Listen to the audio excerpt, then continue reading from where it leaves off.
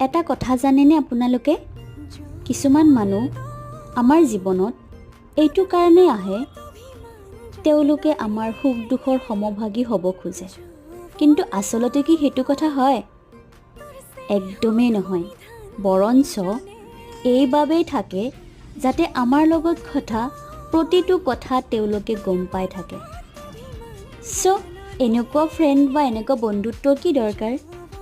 এনে লোকৰ জীৱনৰ পৰা আঁতৰাই ৰখাই ভাল, হয়নে বাৰু?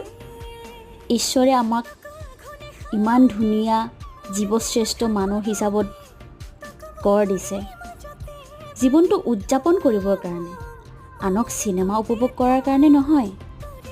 চ' আপোনালোকে নিজকে ভাল পাওক, নিজৰ যিটো ভাল লাগে সেইটো কৰক।